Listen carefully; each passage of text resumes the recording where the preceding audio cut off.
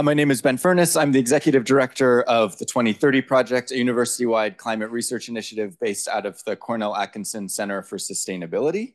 It is my honor today to introduce Dr. Kate Marvel here to give the talk today. Kate is a research physical scientist at the NASA Goddard Institute for Space Studies. She has held positions at Project Drawdown, Lawrence Livermore National Laboratory, and Stanford University. Recently, she served as the chapter lead for climate trends on the 5th National Climate Assessment. Before joining NASA, she served on the user advisory group for the National Space Council, advising Vice President Harris and the Space Council. A former cosmologist, Dr. Marvel received a PhD in theoretical physics from Cambridge University, and she has a book coming out next year. It'll be called Human Nature, Climate Science and Nine Emotions, and it will be published by Echo Press in 2025. So look for that. Kate, thank you so much for being here and welcome.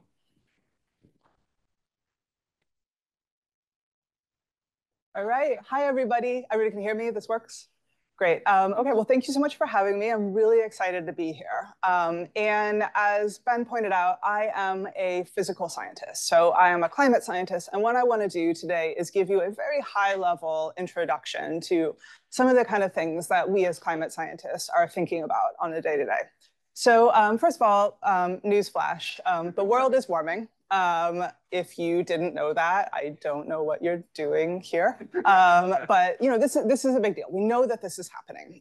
Global temperatures are now around 1.2 degrees Celsius hotter than they were before the Industrial Revolution. So we can see it in the data that the climate is changing. But I think it's really important to stress that we understand why the climate is changing. Now, a lot of people on a particular side of the political spectrum like to tell climate scientists, like, oh, don't you know the climate has always changed? And we're like, we know, we told you that. So we are aware that the Earth has been through very, very different climates in its history. In particular, the last time the climate was really, really wildly different than it is now, was 21,000 years ago, during the period that we call the last glacial maximum. So this period was very different from right now because you can see practically the entire northern hemisphere is covered by a big giant ice sheet. So where we are sitting right now would have been under hundreds of meters of ice. The ice sheet actually terminated a couple blocks away from my apartment in Brooklyn. So if you come down to New York City, you can actually see the place where the last ice age ended. But 21,000 years ago, we know that the planet was in a very, very different state than it is today. And that is because we believe that the last ice age was between 5 and 6 degrees Celsius colder than it is right now. And very crucially, we know what caused the last ice age. We know, everybody knows, or everybody should know here, that the Earth goes around the sun. But we are not the only planet in the solar system. Although I would stress that we are the only good planet in the solar system, there are other planets that are also orbiting the sun. And those planets exert little tiny gravitational pulls on us. We exert little tiny gravitational pulls on them. And because the net result of all these very, very slight tugs and pushes back and forth is that the orbit that we make around the sun changes slightly. It changes over the course of thousands of years. There's different ways the orbit can change. We can change in our eccentricity, which means we go from essentially a perfect circle to something that looks more like an ellipse and back. The axis can change its tilt from about 23 something degrees right now. It can get flatter and steeper. It can also precess around its axis. And you can think of that as the position of the North Star changing. So right now, the North Star is Polaris. So it basically flops from Polaris to another star called Vega and back. So we know that clearly changes in the orbit can have massive impacts on the Earth climate. We believe that the last Earth ice age was caused by a change in the Earth's axial tilt. And as a result, it was 5 to 6 degrees Celsius colder. So that brings up a really, really reasonable question. Gravity did not end with the ice age. We still live in a solar system. There are still other planets. So it's very reasonable to ask, is the climate change, the warming that we see right now, is that attributable to changes in the Earth's orbit? So within a climate model, like the climate model that I work on at NASA, we can do that counterfactual. We can ask what the Earth's temperature would look like with only the changes that we have observed in the Earth's orbit. And the answer is pretty much nothing. So is it the orbit? No, it's not the orbit. Changes in the Earth's orbital parameters cannot explain the warming that we have seen so far. But could it be the sun? We know that with the exception of the 0.0001% of energy that's generated by nuclear reactions on the Earth's surface, pretty much all of our energy comes from this big fireball in the sky. And we know that the output of that fireball varies. So the sun's luminosity varies on a roughly 11-year time cycle because the number of sunspots on the suns change. And so because all of our energy comes from the sun, it's reasonable to think that even a small change in the luminosity of the sun might be causing the climate change that we see today. So is it the sun? So I work at NASA, and I can attest to you that if the sun was changing, somebody at NASA would have noticed. I promise you this. And within our climate models, we can take what the small observed changes to the sun's luminosity have looked like, and we can use it to simulate what the temperature would have done had we only had the changes in the sun. And the answer is no, not very much. So no, it's not the sun. But there are other natural things that can and do change the climate. So up here is a lithograph of the eruption of a volcano named Krakatoa in 1883. And we know that Krakatoa's eruption led to very widespread global cooling because it put so much gas and dust, what we think of as aerosols, into the atmosphere that it actually blocked the sun. And it led to really, really amazing sunsets, but also kind of a general sense of feeling like things were a little bit weird, which is actually reflected in the art of the time. We know that Krakatoa is not the only volcano to have gone off in the Earth's history. In fact, in 1991, down here in this corner, Mount Pinatubo, which is a mountain in the Philippines, exploded, sprayed so much ash and gas and dust into the atmosphere that it lowered the global temperature for that year by about 0.5 degrees Celsius. Now, I am completely obsessed with volcanic eruptions and their impact on the climate. I'm really obsessed with this because there are so many amazing, interesting stories that you can tell. So for example, the year 536 was probably the worst year in all of human history to be alive. We know from looking at records in the ice cores, there is a layer of volcanic ash for that year that suggests that a really, really massive volcano exploded that year. We have reason to believe that it cooled the Earth, not just by 0.5 degree, but by 2 or 3 degrees Celsius. So we are talking about massive global changes.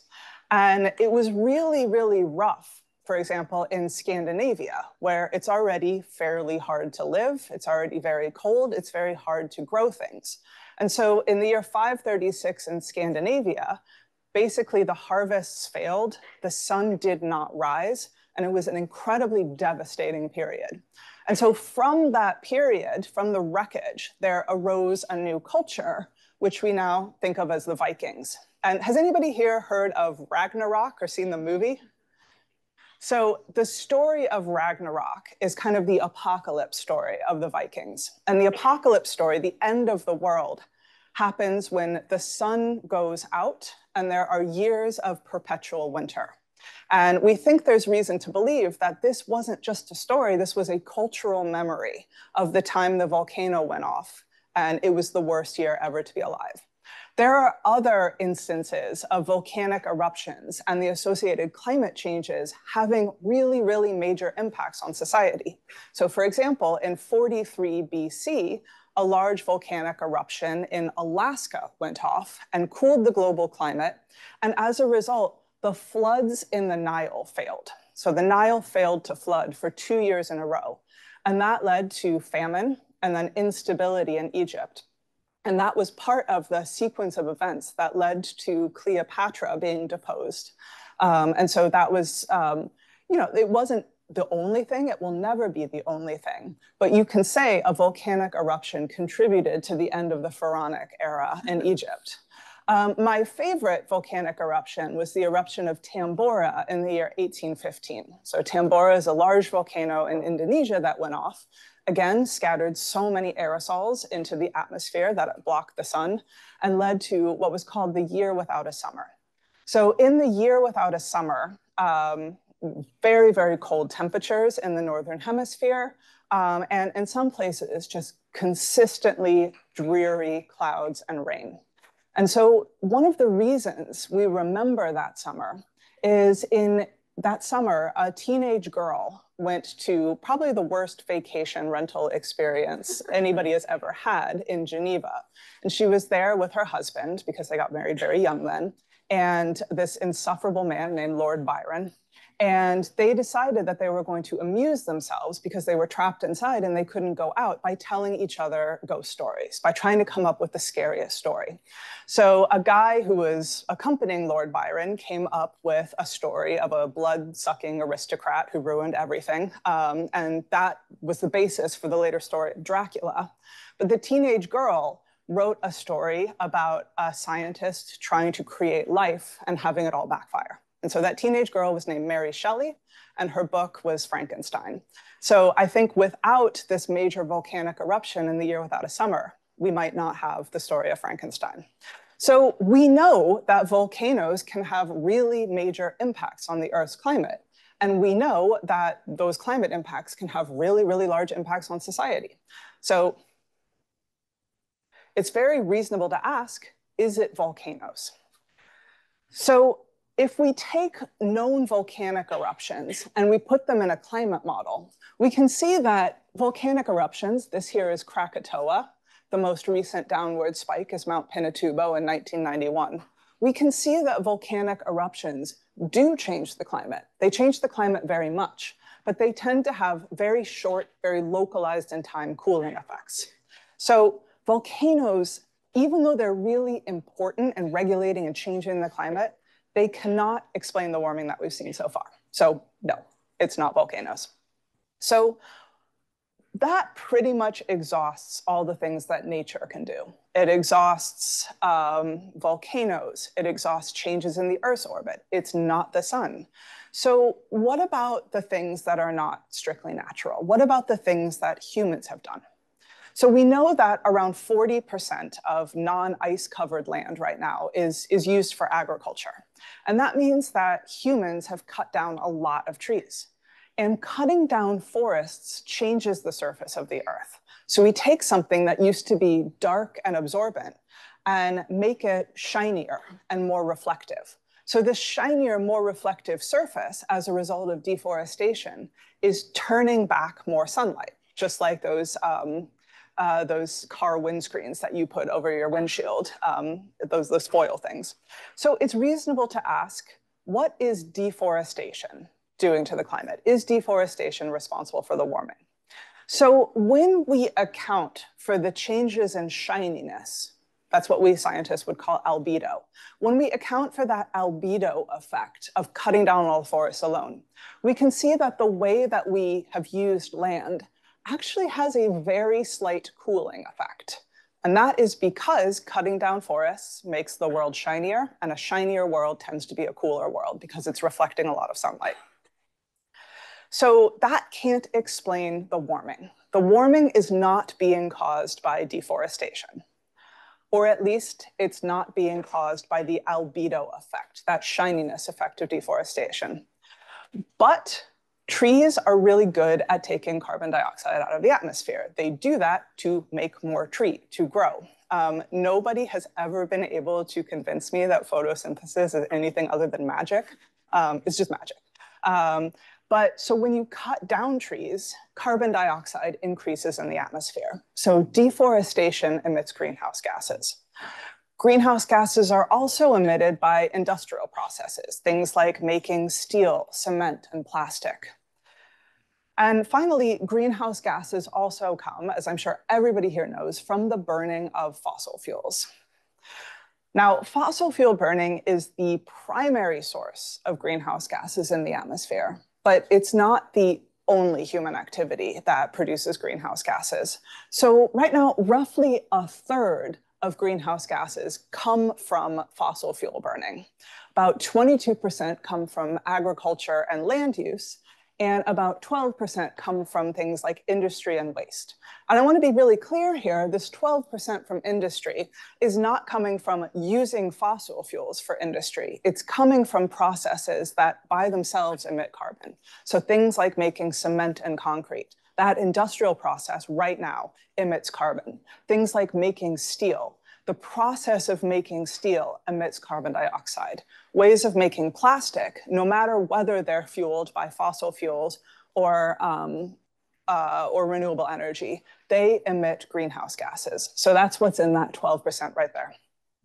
And we know from basic physics that greenhouse gases are heat trapping gases. They trap the heat of the Earth and they arrest it from going back out to space. So we have known since the 1800s that greenhouse gases warm the world. So we can take the observed increase in greenhouse gases over the historical period, and we can put it in the climate model. And it looks something like this. So human beings have done a lot of stuff. We've cut down forests, we've burned fossil fuels, we've made stuff, and all of these activities have emitted greenhouse gases. So if you take all of these activities and you translate that to emissions, the emissions becomes a story that you can feed to the climate model. And the climate model tells you a story back. The climate model tells you if there are elevated greenhouse gases in the atmosphere, those trap heat and the world warms. But the thing is, if you only tell the model the story about greenhouse gases, it warms too much. So something else is going on here. And we can see a little bit of that something else from space. So you can see this polluted haze over India and Bangladesh. You can see ship tracks above the Northern Pacific. You can see smoke over California. And so what you are seeing right now are tiny particles that we call aerosols. And you can actually see what's happening right now because these tiny particles are blocking the sun. So aerosols affect climate in two ways. They affect climate directly by blocking sunlight, and they also affect climate indirectly by seeding clouds that block sunlight.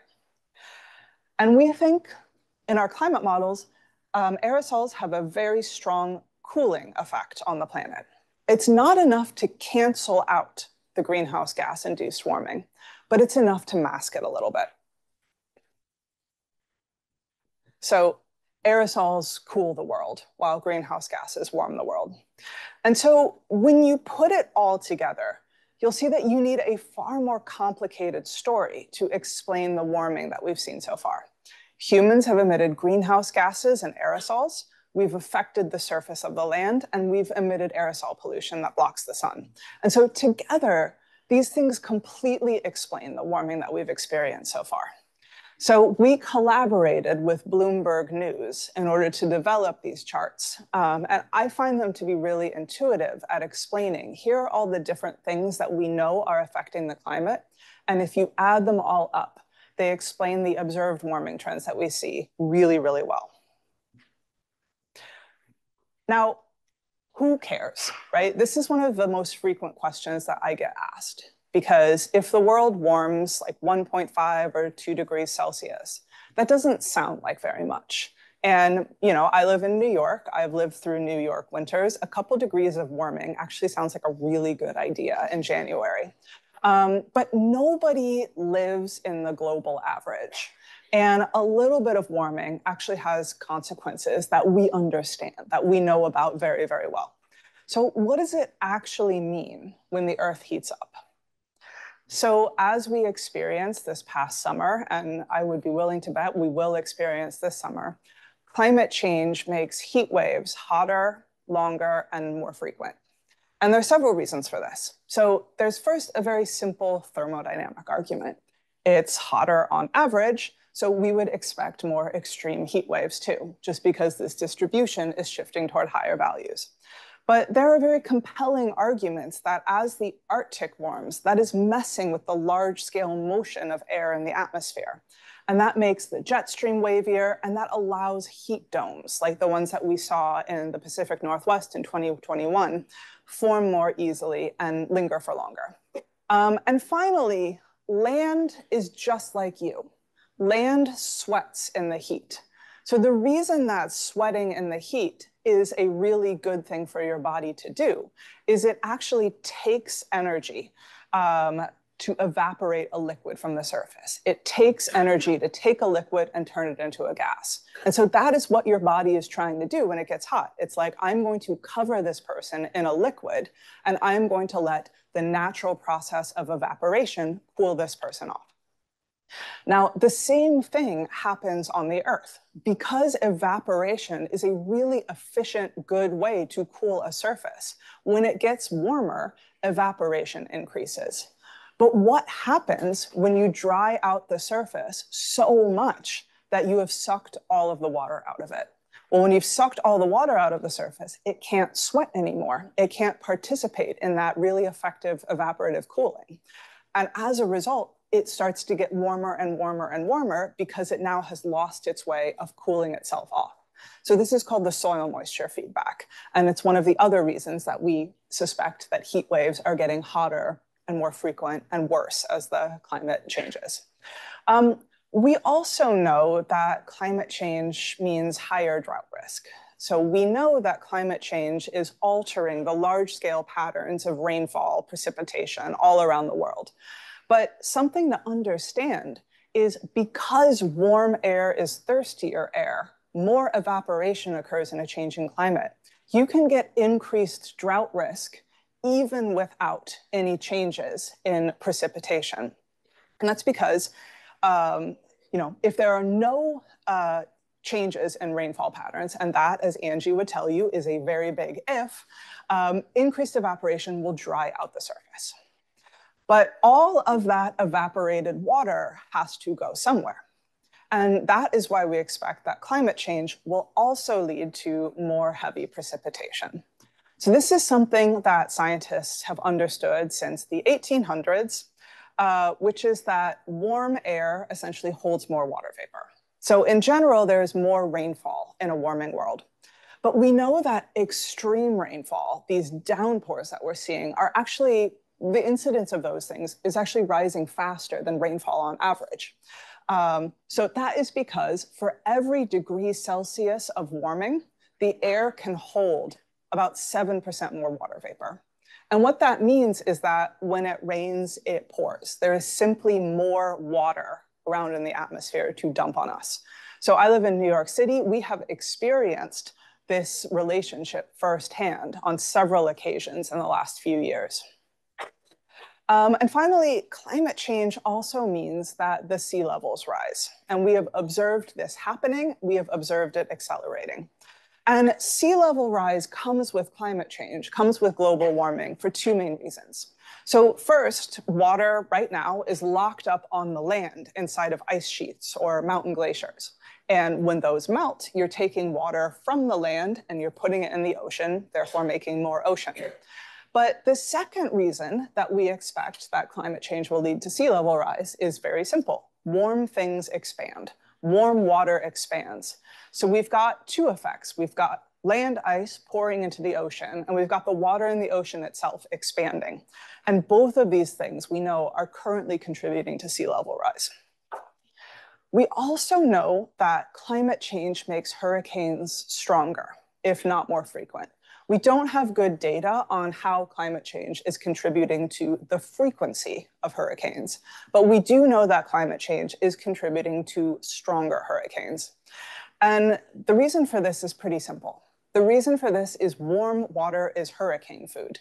So we know that as sea surface temperatures rise, there is more fuel to fuel really, really monstrous storms. But the impacts of hurricanes are also changing with climate change. So as Houston up there experienced with Hurricane Harvey, you can see they had to sort of make up a new color to add to the weather map because this level of downpour was completely unprecedented. And that, again, is because warm air holds more water vapor. That is an example of the downpours that we are expecting to increase in a changing climate. And we also know that because sea levels are rising, the storm surge can reach farther inland. There was a recent study which was arguing that had it not been for the sea level rise that we have already experienced, New York City subways would not have flooded during Hurricane Sandy. Now, what about fires? So fires are extremely complex. Whether or not an area burns depends on the available fuel. Is there vegetation there to burn? Is there ignition? Are there lightning storms? Are there people wandering around with lighters? Are there campfires people aren't putting out? And on policies of fire suppression. Is somebody going to rush in and try to put out the fire? Or are there controlled burns or something in between? So we don't really know how fires are going to change in the future because all of these things involve human agency, human decisions, what people will do. But what we do know for sure is that fire weather, those hot, dry conditions that make fires more dangerous and more likely, we know that fire weather is increasing in many places because of climate change. So to recap, we know a lot. We know the world is warming, and we know why. And we know a lot about what this means. We know that there is a really strong and robust link between rising global average temperatures and heat extremes. We know that warmer air is thirstier air, so we're seeing more evaporation. That means higher drought risk, but also warm air holds more water vapor. So the risk of extreme precipitation, the risk of downpours is also increasing. We know that hot water expands. And we know that there's a transfer from land, ice parked on the land into the ocean. And we know that both of these things are causing the sea levels to rise. We also know that warmer sea surface temperatures are feeding stronger tropical cyclones. But there are many things we still don't know. And this is actually really exciting for scientists like me because we don't want to keep answering the questions that we know. We want to do science. We want to answer the questions that we don't know. So one of the most fundamental things we don't know is we don't know how hot it will get. And people are really disappointed to hear this. They're like, scientists, you had one job. Like, why can't you tell us how hot it's going to get? And so the future scenarios, which are used by the climate modeling community, they project anywhere from between about 1.5 degrees of warming to almost 5 degrees of warming. So for reference, remember 5 degrees of warming is roughly the difference between now and the last ice age. So we are talking about differences between bad and absolutely calamitous here. Now, there are several reasons we don't know exactly how hot it's going to get. We don't know how hot it's going to get because we don't know how the carbon cycle responds. So right now, humans are emitting greenhouse gases, carbon dioxide, but also methane and nitrous oxide, and these come from a variety of sectors. And we know that the biosphere, forests, grasslands, phytoplankton, is responding through the magic of photosynthesis. So right now, the biosphere on land is taking out about 24% of our greenhouse gas emissions, and the ocean's taking out about 17% of our greenhouse gas emissions. And this is greenhouse gases, not carbon. For carbon, it's about 50% that gets removed by the biosphere. And there is absolutely no guarantee that this is going to continue in the future. We could see wildfires or aridification, desertification, reducing the amount of carbon that plants on land can take up. We have really no idea what's going to happen to phytoplankton in a changing climate. And the things that we do know are pretty scary. We know that when it gets warmer, permafrost thaws, and this releases methane and carbon dioxide into the atmosphere. And so these carbon cycle feedbacks are really, really highly uncertain, especially as emissions start to increase. So we fundamentally don't know how the things that live on the Earth's surface are going to respond to increased climate change. We also don't know how hot it's going to get because we don't know how the Earth itself is going to respond to elevated carbon dioxide emissions. And that is for the simple reason that we have never done this experiment before. We have never kicked the Earth this hard. And we know that temperature changes change aspects of the Earth system. They lead to climate changes. And those climate changes themselves can feed back onto the temperature changes. They can speed up or slow down the warming. They can make it worse. They can make it better. And so for me, the most intuitive of these feedback processes is what we call the albedo feedback. So remember, albedo means shininess. So ice is super shiny, super reflective.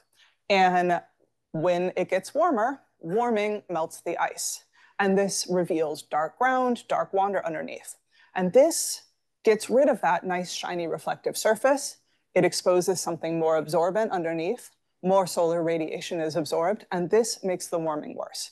So this is an example of something that scientists call positive feedback. I think this is the worst terminology in climate change because when normal people hear positive feedback, they think, I'm doing a great job. And when scientists say positive feedback, we mean destabilizing loop that is making warming worse. So I'm going to try to refer to it as destabilizing, but if I call it positive, please know that I don't think it's good. So this is an example of a destabilizing feedback. But this is something that we understand. Like we know that when it gets warmer, ice melts. This is not a scientific mystery. But there are things that we don't understand. And one of the big wild cards, one of the biggest things that we don't understand is what clouds are going to do. So clouds are incredibly important in the climate system.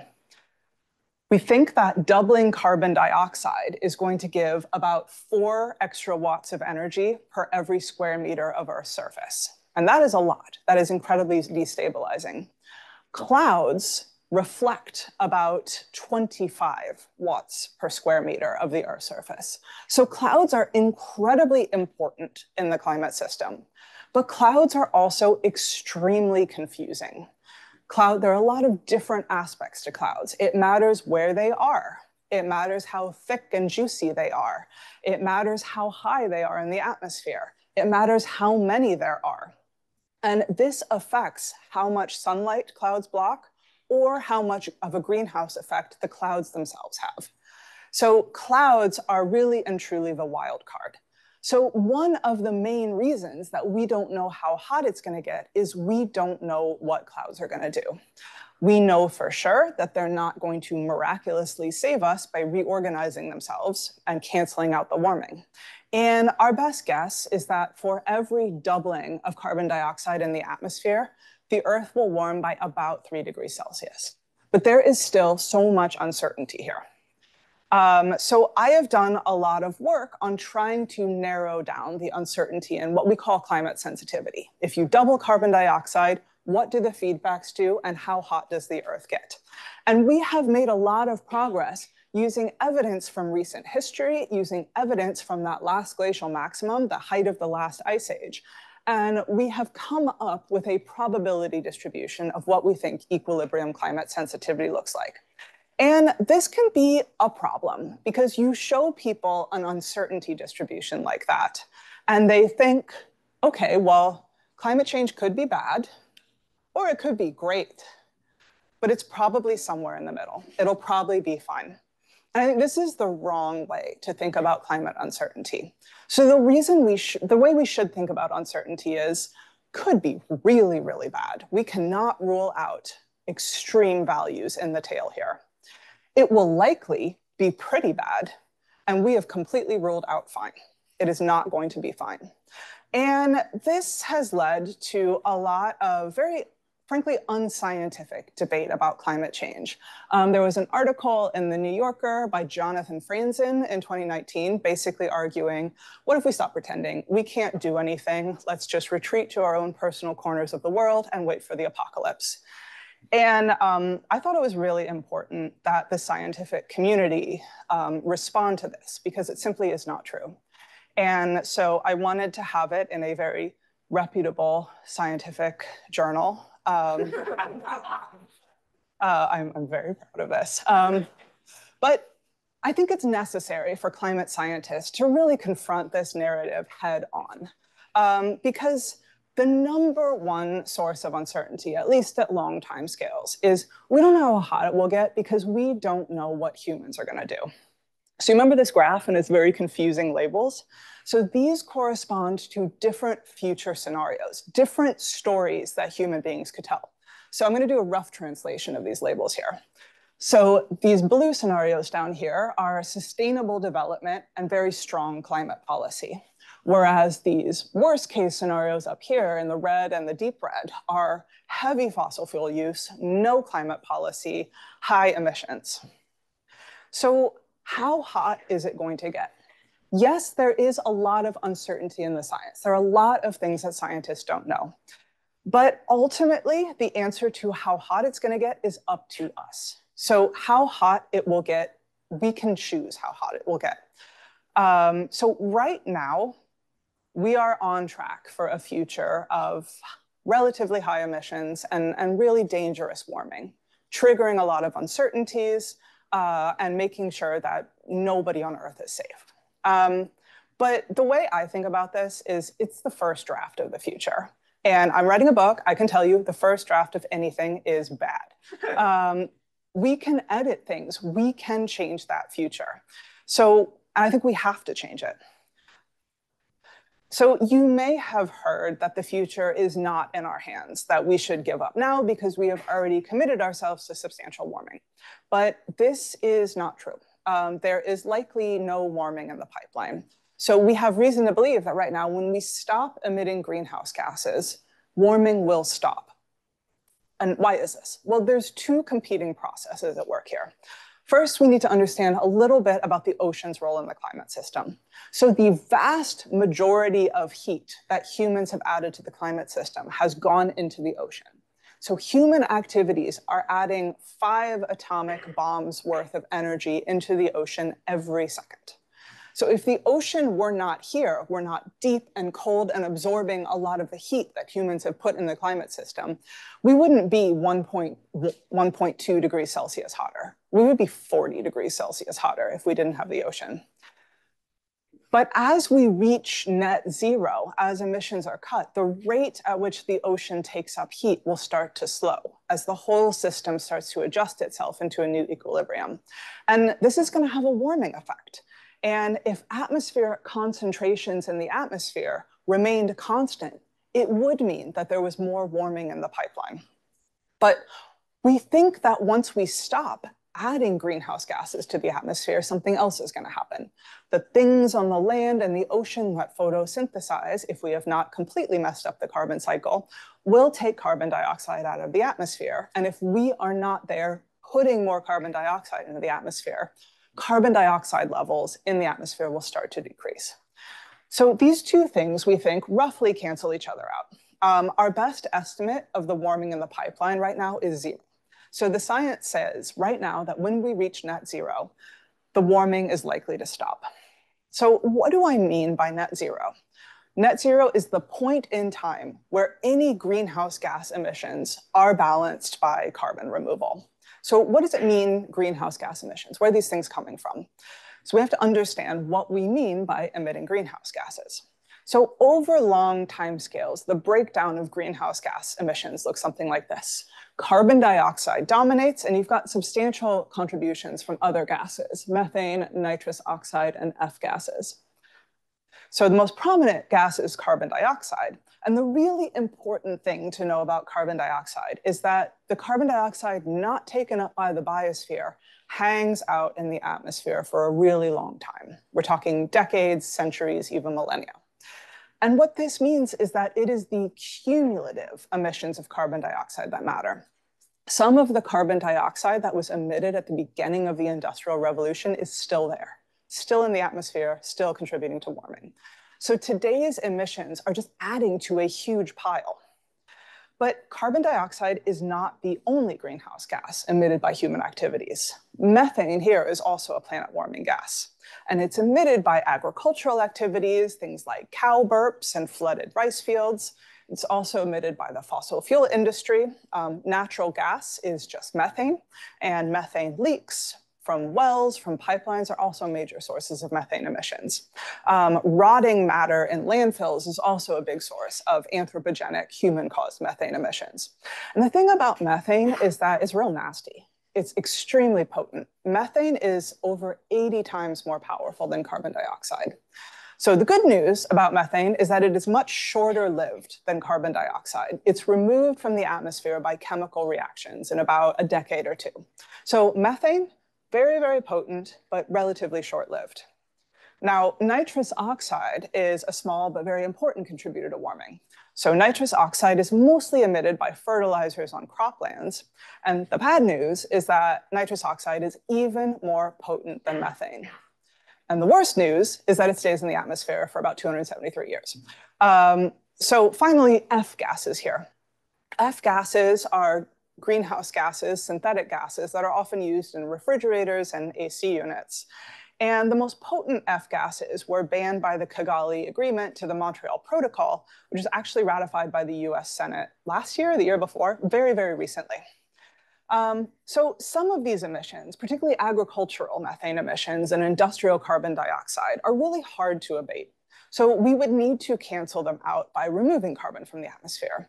So practically net zero greenhouse gases means net negative carbon.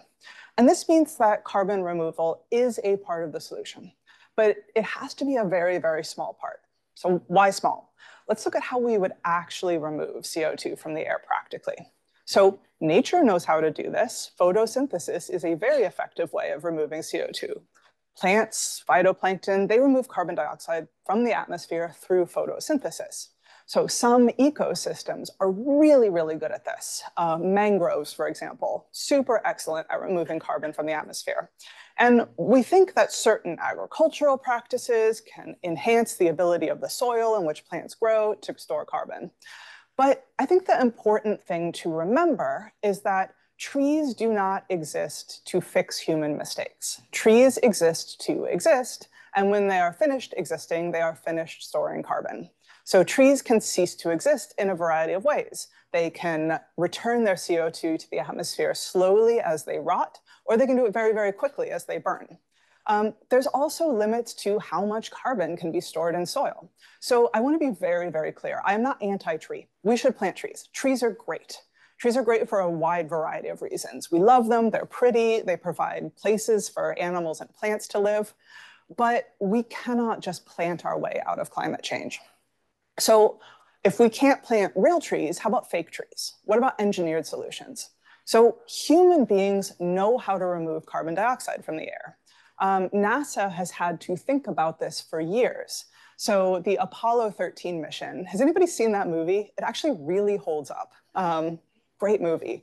When Tom Hanks was up in the spaceship, one of the oxygen tanks on their spaceship blows up. And so 3 guys have to move into a small module that's basically made for 2 guys. And they start breathing out. And when they breathe out, they're increasing the carbon dioxide concentrations in their lunar module. So they have to figure out a way to get it out. Now, we have substances that selectively trap carbon dioxide, and they basically used duct tape and some tube socks to rig up a filter, which removed carbon dioxide from their spaceship. So we know theoretically how to remove carbon dioxide from the atmosphere. And you can use fairly similar technology to suck carbon dioxide from the air, and people are doing this. It's called direct air capture. But carbon dioxide in the atmosphere is much more diffuse than carbon dioxide in a spaceship, and it takes a lot of energy to capture it. So that means people are looking into other ways to take carbon out of the atmosphere, trying to speed up the geological carbon cycle by enhancing rock weathering. I know there's a bunch of folks here at Cornell who are working on that, trying to figure out ways to force the ocean to take up more carbon dioxide by dumping a bunch of antacids into it. And all of these are, to varying degrees, really exciting and interesting and promising technologies. So I think they are very, very cool science. But I think a little perspective is in order. The largest direct air capture plant currently in development, not even operation, might eventually be able to capture 1 million tons of carbon dioxide. That seems like a large number, like 1 million is a big number.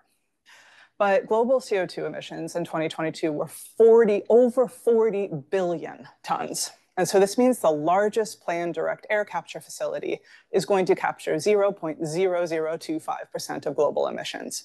And we'll do this using a very, very large amount of energy. And it's those cumulative carbon dioxide emissions that matter for warming. So if you add up all of the CO2 that human beings have put in the atmosphere, you will find that it weighs over 1.5 trillion tons. So to put that in context, that weighs 25,000 times more than every human on Earth put together. In fact, it weighs 3 times as much as every living thing on Earth put together. This is a massive amount of carbon that humans have put in the atmosphere. So yes, it is, in my opinion, very worth pursuing these technologies. We will need some carbon removal to balance out emissions from hard to abate sectors.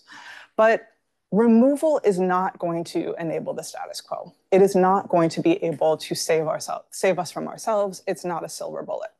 So net zero is going to require reducing emissions. And we need to reduce these emissions dramatically. So the longer we wait, the more drastic these cuts have to be to achieve our goals. So if we had started making emissions cuts 20 years ago, we would not have such a hard road ahead. So in 2020, when the pandemic shut down pretty much everything, most travel, most industries, emissions fell by 7%. So to limit warming to 1.5 degrees Celsius, they need to fall by 7% or more every year. And so the good news is that we know how to do this. We have the solutions we need. And my old nonprofit I used to work at, Project Drawdown, was dedicated to categorizing these solutions. And the thing that I want to point out is that most of these solutions are incredibly boring. And I love that about them. Things like using heat pumps instead of fossil gas in buildings. Things like adopting better refrigerants. Things like reducing food waste, doing agriculture in different ways.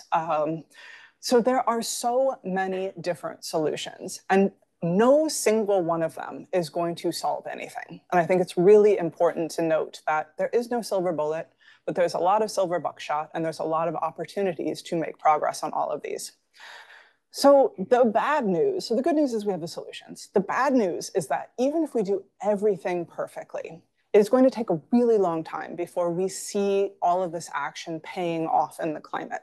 So even if we do everything right and we reach net zero in the middle of the century and we limit warming to 1.5 degrees Celsius, the climate for the next couple decades is going to look really similar to the climate in the worst case scenario, at least for the next few decades. But I think it's worth it for the future that our children and our grandchildren will live in. But I have kids, I like kids, but I also want a better world for me right now. And the thing is, fossil fuels emit greenhouse gases and aerosols, what we think of as pollution. And aerosols don't just have that effect on the climate, they pollute the air and they affect us right now. So worldwide, this blows my mind, more than 11% of total deaths are attributable to air pollution, to dirty air. And it's been estimated that phasing out fossil fuels could save between 3 and 4 million lives every year. So getting rid of fossil fuels leads to benefits immediately. And that's not all. We know that supporting carbon dioxide sinks can also help us protect the ecosystems that we care about and on which we depend. And climate solutions have many, many benefits, everything from lower carbon energy jobs to more options for adaptation to economic benefits. And these will be accrued in our lifetimes. So sorry, kids, we want the benefits right now. And there are benefits right now. So what does a climate model show you about the future? So what a climate model will tell you depends on the story that you tell that climate model. The way I think about climate models is that they are very literally world-building machines. They show you the worlds that were, they show you the world that is, and they tell you about the worlds that could be. And I think about how many of the stories that we grow up with follow the same basic structure. There's a leap into the unknown, there's trials and tribulations, there's a really low point, and then there's a triumphant return. And the hero's journey structure is really satisfying. It's satisfying because the characters don't just give up when stuff get hard.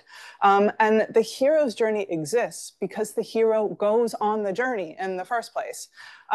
So wherever you guys are on your climate journey, I'm really, really grateful you're here. I'm glad you've decided to cross this threshold, and there's a lot we can do. So I think it's time to get to work. This is my favorite quote from the writer Arundhati Roy. Another world is not only possible, she is on her way. On a quiet day, I can hear her breathing. And that's something that is in the back of my mind every day. And so thank you. I'll take questions.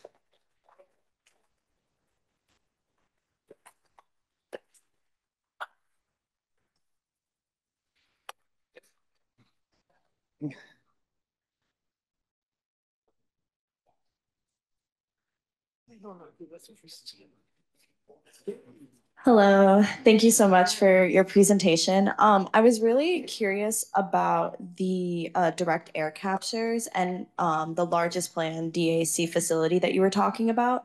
When you said that it would capture about like, what was it, 0.0025% of emissions, could you go into any details about like how, over what time period that entails and some like more information about that?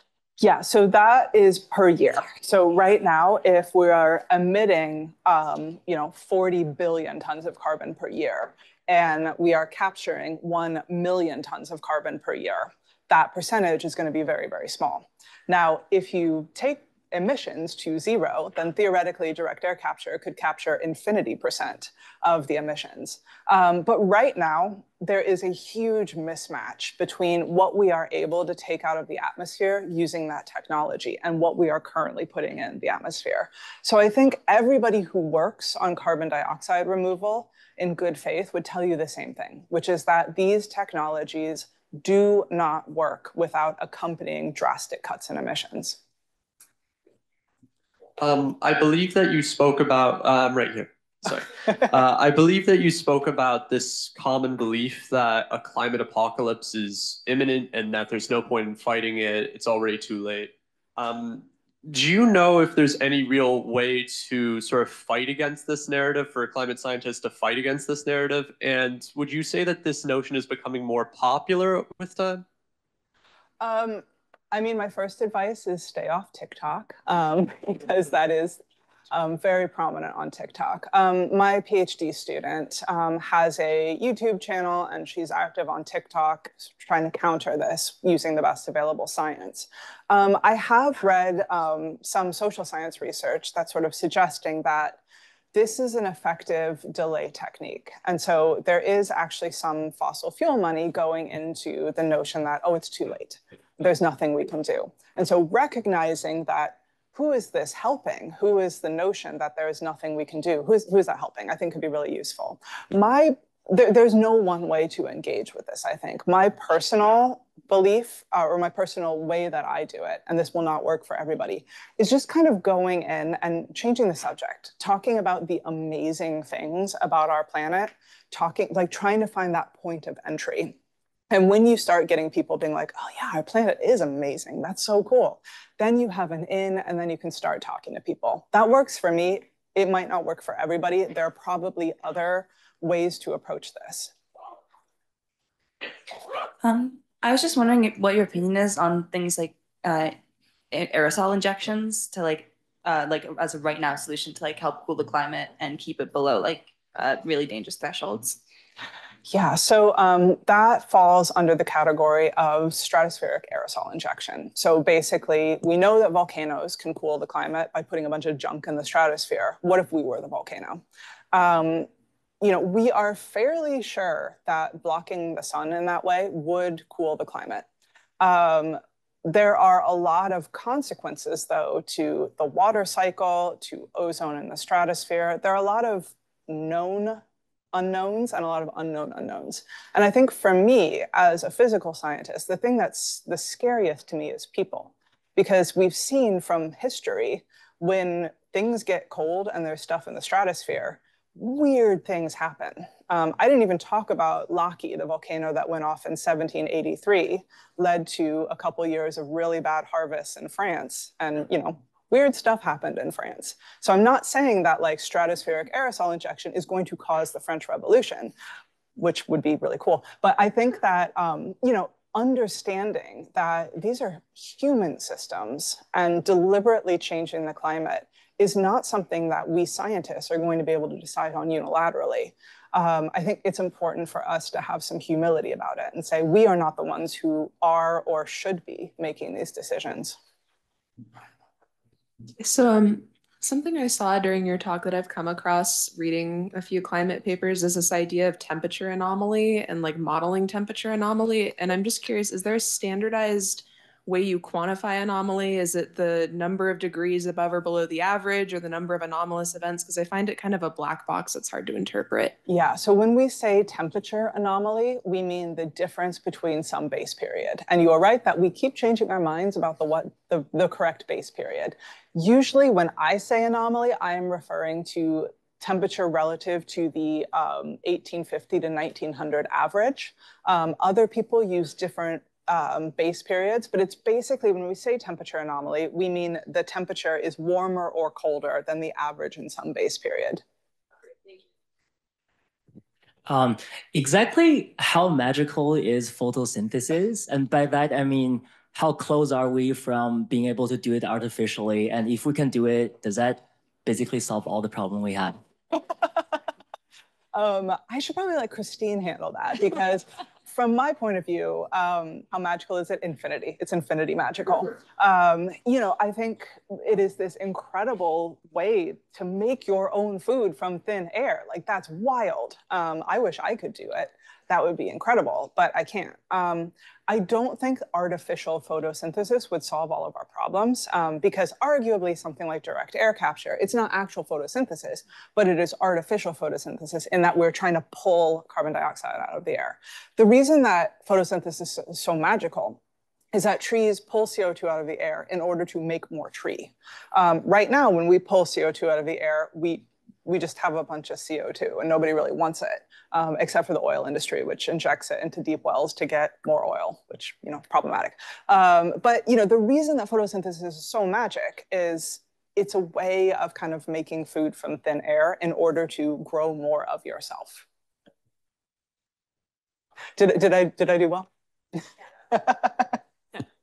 Hi, I had a quick question. So I know you talked about a little about the drought risks versus like heavy precipitation. And I know we all don't live on the global mean, but have people noticed a trend in which way it's leaning as a whole, is Earth getting drier or as a whole is Earth getting more like wet? Yes. Very, very, very broad brushstrokes. If you look at the global map and you squint, basically you can see really dry areas are getting drier, really wet areas are getting wetter, but you have to really squint. We do know that areas like the Mediterranean are getting a lot drier.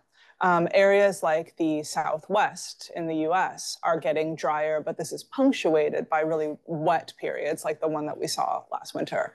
So that is a very, very abstract way of saying like it's complicated, it depends.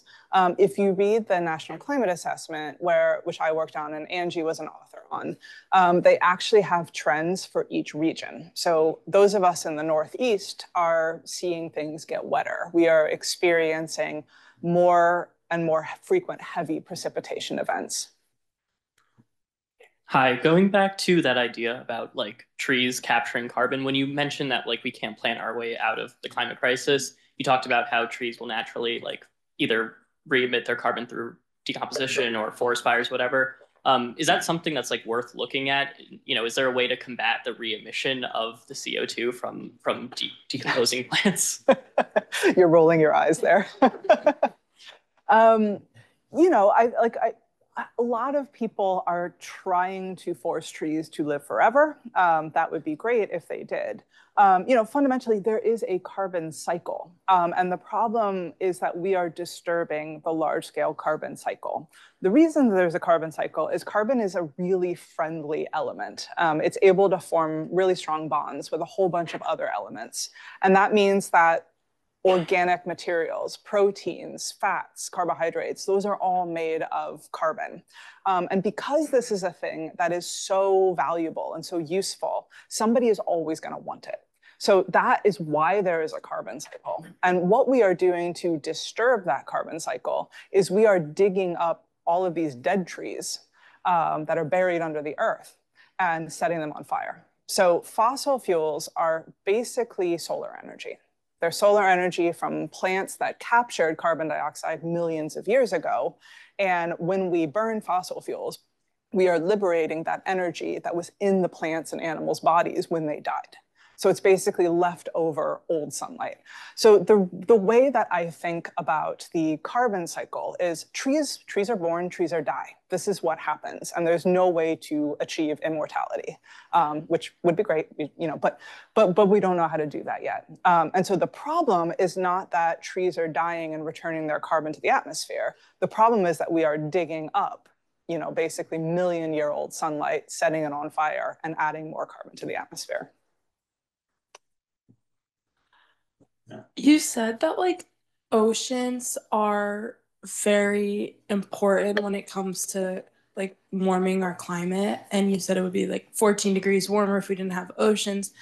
But I was wondering if over extraction of not oceans but lakes and rivers have something to do with keeping the climate warm, and lowering water levels of rivers have something to do with keeping the climate more cool or more warm, and how that plays into global warming.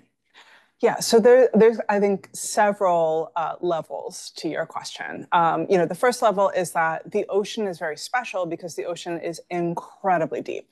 It takes a really, really long time to mix the heat down into the deep ocean. And so that's why the ocean is such an effective buffer against climate change. It's not an infinite buffer, but it's been really effective. When it comes to using groundwater from lakes, rivers, or groundwater to do things on the planet's surface, there's actually a localized cooling effect, because when you do irrigation, when you basically cover a place that used to be very dry with water, that enhances that ability to sweat, because now there's more liquid water. Now the earth can sweat more in the heat. And so we do think that there is that localized cooling effect. But there's also an increase in humidity as a result of that, because there is more moisture in the atmosphere that is locally available. The question of groundwater sustainability and surface water sustainability is a whole separate one. Climate change is affecting the availability of fresh water. And, our uses of fresh water are to an extent changing the climate, at least locally. Hi, I'm here. My question is about, since you talked a lot about the modeling, I wonder right now, what's the biggest challenge for modeling not only the climate, but also any kinds of the changing sea level or coastlines? And also, I noticed that you work on the climate modelings with human behavior specifically. So what are the type of behaviors you're focusing on? I don't work on human behavior because I am scared of what people do. I am a physicist because air and water, they do what they're supposed to do. They're very predictable. People are not very predictable. People do not do what they're supposed to do, and they don't fit in equations. And I think that's a really important area. We physical scientists use scenarios that people with expertise in sociology and economics and demographics develop for us. So we say, I don't know what's going to happen. And they say, we don't know what's going to happen, but they say it much more informedly. And they give us a set of storylines, a set of things that could happen. And so, I think the thing that I really want to emphasize is that all of these projections of the future climate are conditional. They're conditional on what humans do. And if you see a picture of what the Earth looks like at 3 degrees Celsius, and you're like, I don't like that, then I think the takeaway is, well, let's not do that. So I think that is it is a collaboration between physical scientists like me and social scientists and economists who come up with those storylines. Hi. So specifically regarding hurricanes, I know you mentioned that we're seeing greater intensity overall. I was wondering if there are any other trends that you've seen maybe regarding changes in hurricane paths, or if there have been any changes in frequency that you've noticed, or if there are any other links related to climate change. Yeah, so hurricanes are very complicated. The physics of what actually makes a hurricane form, we understand a lot of it, and we have a lot of that in our climate models. But there are things like wind shear, which determine whether a hurricane sustains itself or gets ripped apart by the atmosphere. Those are really hard to get right in a climate model. But there are things that we think we understand and that we are actually observing. So we think that hurricanes are lasting longer as they move over land before they die. And that's because, warm water is hurricane food. When they hit land and they move over the land, they're losing that source of energy. But as the land itself gets warmer and wetter, they can feed, they can sustain themselves as they move farther inland. There is evidence that hurricane tracks are changing a little bit as the atmospheric circulation changes, that large scale movement of air through the atmosphere. As I mentioned, hurricanes are definitely dumping more water. When it comes to the frequency of hurricanes, we don't know, but we are fairly sure that the frequency of extremely severe hurricanes is increasing. We also know that they are intensifying more rapidly, and that is a really challenging thing because that makes it very difficult to predict them and to give early warnings. And we saw that with Hurricane, I think, Ida, which hit Louisiana. There just wasn't that much time in between formation and intensification in order to issue those evacuation orders. So you spoke about this a little, but you talked about how this idea of like trees saving everything like isn't really, it isn't real, but a lot of people I feel like in the public like think that, and I'm not sure how accurately you can answer it because I remember we had another scientist who came and he said it's really hard for me to explain things to like normal people because I'm a scientist. I don't like work with them. And like you just mentioned like how you have other people that do that for you, but I was just wondering like why you think it's kind of become this isolated idea that trees can solve everything and why there's like whole search engines dedicated to like planting a tree or whatever, and like why it's become such a centralized like idea if it doesn't really do anything scientifically or can't do everything. Yeah, that's a good question. It's one that I don't feel qualified to answer with my background. I will say that there's something about the idea of like nature is going to save us that's so seductive, that's so appealing. And planting trees is good. Everybody likes trees. There is a stupid way to plant trees and a smart way to plant trees. And a lot of the tree planting initiatives are like leaning a little bit toward the stupid. But there's differences. If you want to maximize the carbon sequestered, maybe you want to plant a monoculture, but that's not as good as a thriving ecosystem. If you plant trees in the high latitudes, that albedo effect might be dominant over planting trees in the tropics. And so, this is one of the reasons why people don't listen to scientists, because, you asked a very simple question and I've just given you a lot of technical information. So I think I just answered your question there. Okay, as a forest ecologist, I can't resist jumping in a little bit, but forests are a small piece of the answer. They contribute about 20% of the emissions. It'd be nice if we just stopped doing that for one. So it is a piece, it's a small piece, it can't handle the whole thing. That's probably the simplest answer I personally would give on why, and it's appealing, you're right, yeah. It is very appealing. Pro-tree. Pro-tree, yes, we're pro-tree, but it cannot come close to solving the magnitude of what we need to do. I think it was because of a paper that got a lot of press and then got retracted. A very specific paper. Oh, it got retracted? It wasn't. Yeah. I don't think that, if we're taking the same one, it wasn't, I don't think it was retracted, but there've been a lot of complaints. You probably know better than me. Yeah. Hello. So I've read some news recently about the Atlantic Meridional Overturning Current, how people think that it may disappear because of the effects of climate change and how they're unsure that it will ever reappear if that were to happen. So I was just curious about your opinions on climate processes that might be irreversibly damaged or completely changed because of our effects, that even if we were able to completely get rid of all our CO2 emissions and go back to the 1800s in terms of industrial output, like, are there any things that we just wouldn't be able to repair? Yeah. So, the Atlantic meridional overturning circulation is an example of that. Like if that shuts down, we probably could not restart it in timescales relevant to our lives or our children or grandchildren's lives. It is becoming shallower and weaker right now. We don't see any signs of imminent tipping. But that is an example of a tipping point. And by the time we see signs of imminent tipping, it's probably too late. There are other examples of these tipping points, like things like points of no return. So something like if we lose the Amazon, if the Amazon burns down or turns into a savanna, there's no replanting that. There's no regrowing this entire ecosystem. Other examples are things like the collapse of the West Antarctic ice sheet or the Greenland ice sheet. You can't make an ice sheet from scratch. And so that's another example of tipping points. Something like a disturbance or a shutdown of a monsoon could be a really, really terrible tipping point. Or the loss of coral reefs. And the thing that's really scary to me about tipping points is we don't know. We don't know when they'll be exceeded. We don't know when they'll be triggered. So even if we limit warming to 1.5 degrees Celsius, we're not safe. And even if we exceed 2 degrees Celsius, we're not doomed. We do not know, but uncertainty is not our friend. We do know that the risk of these things increases as the temperature increases.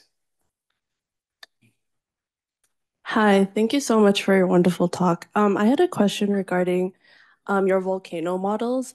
I noticed, I think that you had data till about, 2005, but I was wondering with some of the recent volcano eruptions we've been seeing, such as the one in Tonga in 2022, whether you see the same extent of cooling as historic trends, or if it's become less over time. Yeah, that's a great question. So Hunga Tonga was a very, if Hunga Tonga had been on the surface as opposed to underwater, it would have had a major cooling impact. The reality is that it was so far underwater that even though the eruption was massive, it wasn't able to inject those particles into the atmosphere to the same extent that a terrestrial volcano like Krakatoa or Pinatubo would have done. We do know that it put water vapor in the stratosphere. We do know that that had a slight warming effect. But because it was underwater, it was not able to put enough ash and dust in the stratosphere to block enough sunlight to really cool the planet. Hi, you spoke on a topic that we've heard some discussion about, which is like the various technologies of carbon removal and like geoengineering, how they pose a kind of moral hazard to like prioritizing emission reduction. So I wanted to ask, how necessary or like beneficial do you think it is to continue researching these like theoretical carbon removal technologies, or do you think it would be wiser to just attempt to meet our climate goals using like existing and known technologies and strategies? I think we need both. I think I'm really sympathetic to the moral hazard argument, but I'm not sure I'm 100% convinced that we can't talk about these things because the fossil fuel industry will want to emit a lot of greenhouse gases, because the fossil fuel industry will want to emit a lot of greenhouse gases regardless of what we talk about, right? So I'm not really convinced that, oh, we shouldn't talk about this thing because people who lie about everything are going to lie about it. So even though I'm sympathetic to that, I feel like, well, these technologies will play a role in the future. There is no scenario where we stay under 1.5 degrees Celsius without removal technologies in the future. I do think it is really imperative to stress that forests are not going to save us. Direct air capture is not going to save us. The only thing that's going to save us is everything all together, all at once, working together. That seems like a good note to finish things off. Thank you once again.